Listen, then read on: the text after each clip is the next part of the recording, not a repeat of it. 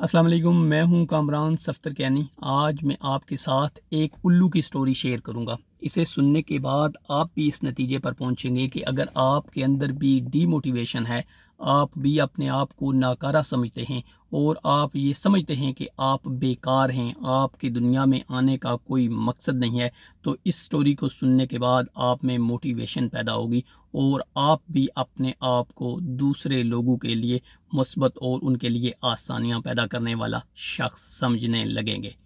एक घना जंगल था, उसमें एक उल्लू रहता था।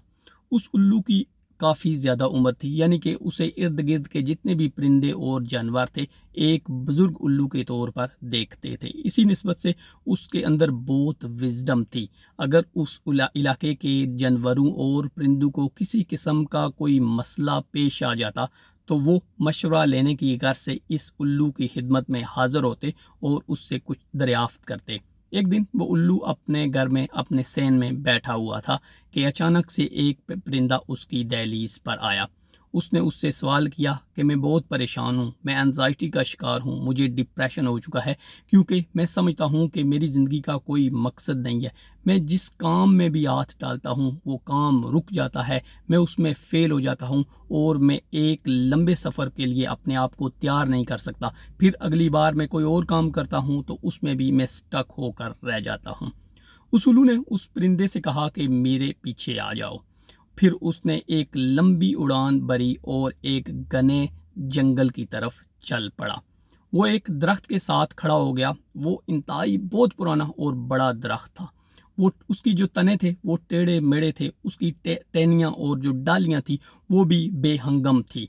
उस उल्लू ने उस परिंदे से कहा कि ये बज़ाहिर नज़र आने वाला दरख्त है, जिससे ये साबित होता है कि इससे आप कोई भी तख्ता या कोई और ज़रूरत की चीज़ नहीं बना सकते, लेकिन मैं आज तुम्हें एक ऐसी चीज़ दिखाऊंगा कि तुम ये सोचोगे कि इस दरख्त से, जिसे मैं समझता हूँ कि बिल्कुल बेकार है, ये भी दूसरों को नफ़ा पहुँचा रहा है।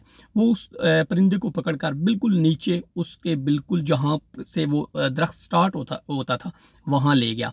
वहाँ उसने देखा कि बिल्कुल टेढ़ी टहनियों के दरमियान एक बिल्कुल सूखा हुआ पत्ता पड़ा हुआ है और उस पत्ते के ऊपर एक बिल्कुल छोटी सी चिमटी जो है वो धूप सेक रही है। यानी ये दरख्त उस छोटी सी चिमटी को, उस मखलूक को नमी और धूप मुहैया कर रहा है। फिर उस उल्लू ने उस परिंदे से कहा कि देखो, बज़ाहिर नज़र आने वाला दरख्त, इसी तरह जब भी तुम अपने आप को देखते हो कि तुम्हारी ज़िंदगी का कोई फ़ायदा नहीं है, तुम बेकार हो, तो अपने आप को इस दरख्त से कंपेयर करो, क्योंकि तुम भी अपने इर्द गिर्द जो लोग हैं उनको फ़ायदा पहुंचा रहे होते हो किसी न किसी तरह, लेकिन समटाइम तुम उसे एक्नॉलेज नहीं कर पाते। सो अपने आप को मज़ीद तैयार करके तुम दूसरे लोगों के लिए, दूसरे जानवरों के लिए, दूसरी मखलूक के लिए भी बहुत सारे राहतें और आसानियों का सबब कर सकते हो। इट्स मी कामरान सफ्तर, क्या नहीं।